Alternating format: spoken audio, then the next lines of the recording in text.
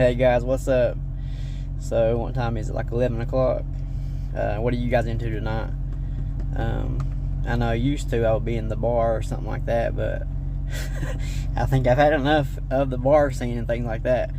But I wanted to thank you guys. That one video that I did has almost like 600 views. So I think that's pretty decent just for starting out. And I try to not just talk nonsense, you know what I mean? Actually give you guys something you can work with as far as like getting something out of these things. Like, I'm not the smartest person in the world, but I'm also not the dumbest, and I'm a little bit more wise now than I used to be.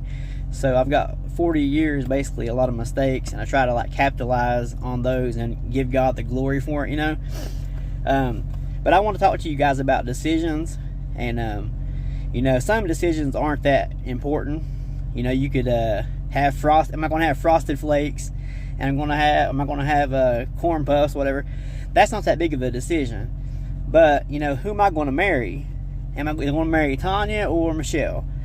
Is it Rita or Tiffany? I'm just making up names, but and you better really be careful of when you start to make a major decision.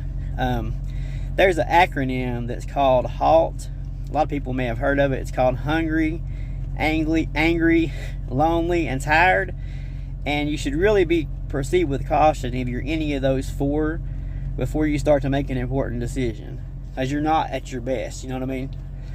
Benjamin Franklin used to go to bed at 7 p.m. and wake up at 3. He'd wake up at 3 o'clock in the morning.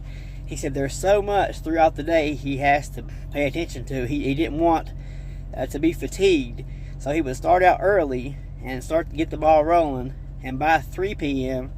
he wouldn't make an important decision after 3 p.m. He said due to fatigue. So yeah, that's interesting to me.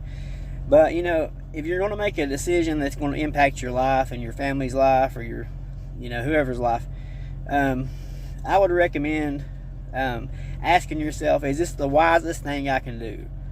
And if you answer that honestly, you'll kind of know what to do. You'll feel peace, one way or another.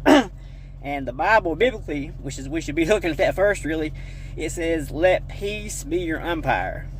So whatever you feel peace about, if you feel unrest or something in your spirit, that's an alarm going off from somebody. It's going to be either your own conscience, or it could be the Holy Spirit if you're saved. You know what I mean? But again, it could be the enemy too. So you got to really be careful and rightly divide what's going on in your life, and really think about what you're thinking about. So